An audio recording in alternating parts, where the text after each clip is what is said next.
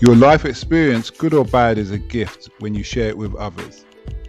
At Taxi Chronicles, we allow real riders with real stories to share their gift. So hopefully this episode will intrigue, enhance or inspire you. Don't forget to like, share and subscribe. Morning. Yes, we're back with another rider, another episode. Today we are honoured to have a lovely lady. Sally's her name, of course, and she's going to educate us about the world of trading and, well, let her explain. So nice to have you here today, Sally. So tell us what you do and what motivated you to get into that industry. So I work in algorithmic trading, also known as electronic trading. And what motivated me to get into the industry is I liked coding and I liked finance, and I wanted to put it together in something, in a job. And then I came across algorithmic trading, and it's a perfect match of the two. It's super fast paced and very topical and on trend in the finance world at the moment. Is it stressful? Yeah, definitely. It can be really stressful. There can be times where, there's a lot of money on the line on an algorithm. So if it goes wrong, then it can go wrong very badly and can go wrong very quickly. How do you manage that stress? I think I cope quite well under pressure and under a lot of stress. Just about being calm, being confident in what you're doing, making confident decisions and not getting too het up when it all goes wrong and you mess up. Okay. Oh, so you are allowed. It's not like hire and fire. You've made a mistake, you're gone. No, everyone messes up all the time. You have a bad day and the boss just says take a break. Exactly. Okay, so that's good. That's really good. Furthermore, actually, can you explain what you do? Can you explain briefly to me, but I'm sure the listeners are more than intrigued to hear. Okay, in this case, an algorithm is used to buy equity securities. That's like shares in a company. And there are several different types of algorithms depending on what you want to get out of that trade. So you can make it follow a benchmark. It's called something like a standard one is called a VWAP, which is a volume weighted average price. Mm-hmm. So that trades a specific amount of volume throughout the day based on previous trends. Sometimes I'm doing some of the coding, sometimes I'm kind of troubleshooting when it goes wrong. Sometimes I'm just talking to different teams about what our algorithms could do eventually and where they want that to go and what their clients want out of that. It sounds like what you do has put quite a few bankers out of a job. I'd say people are just pivoting. It doesn't mean that. Not in a bad way. Yeah. I have no love for them. Go on. I mean, it's created lots of new jobs, and it's created a kind of a gap in the industry for people who are more technically minded. But there is still completely. It's very valid doing the old school type of trading, which is called high touch. And that's its own industry in its own right, and lots of people value that for the client relationships and kind of other aspects that goes along with it. In the way of clients that you have, do you find that there's the old school clients who are the traditional and the new school clients who are big on this believing in the technology side? Yeah, definitely. Lots of the big clients have kind of two different departments, you would say, who use both sides.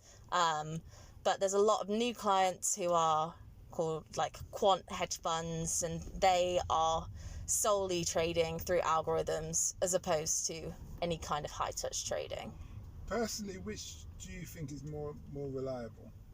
More reliable, I'd probably still say algorithmic trading, because it's based on mathematics, it's based on statistics, it's based on data, and I think in my head that is more reliable. It's not based on someone's thoughts and feelings and hunches about the market.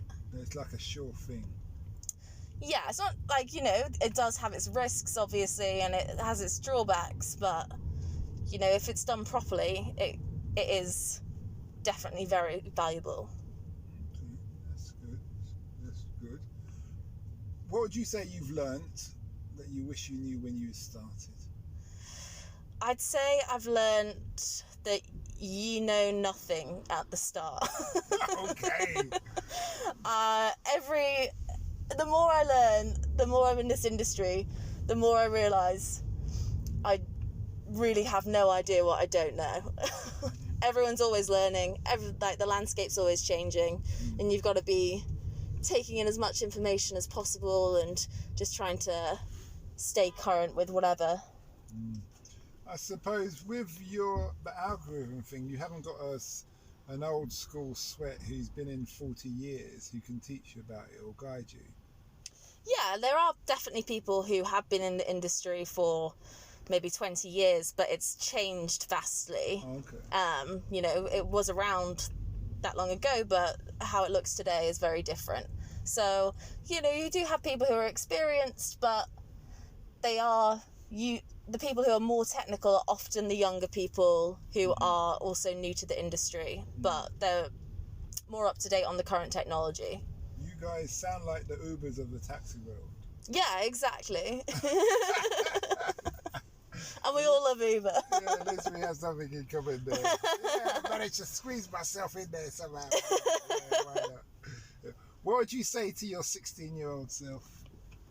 I'd say you're going to get the job you've always dreamed of, so keep going. Okay.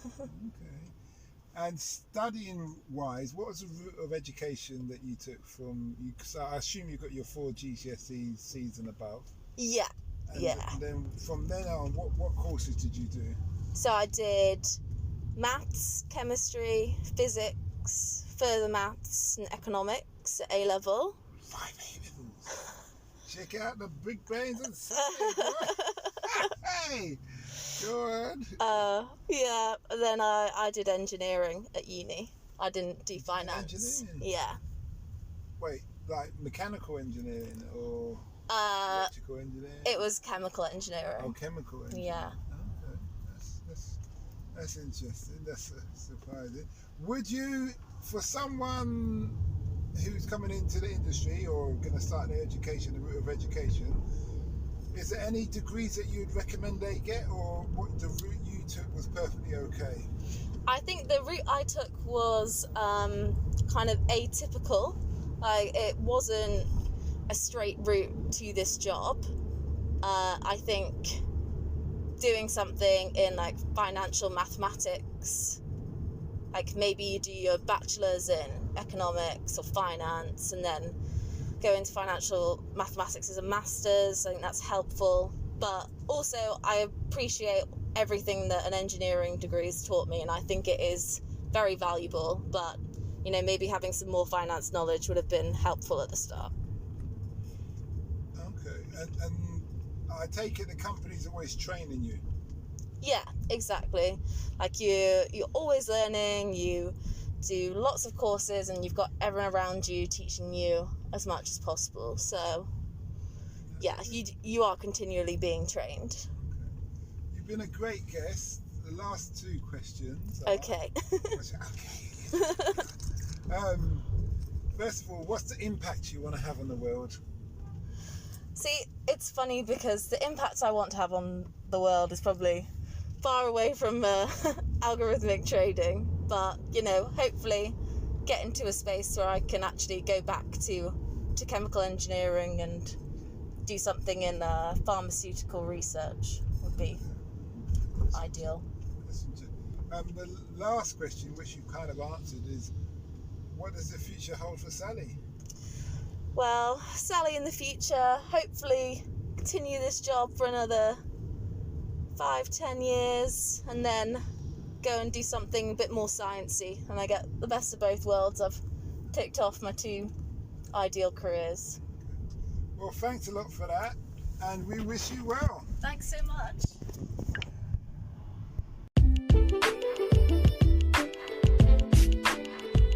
We hope you like that Taxi Chronicles interview. Don't forget to share and subscribe to get the latest episode. Ever considered investing in the continent with the fastest growing economies and population on Earth? The same continent that holds 30% of the world's known natural resources. Listen to our sister podcast, Africa Investor Stories, where you hear real investors with real stories from around the world share their experience of investing in Africa. We post Monday and Thursday at 10 a.m.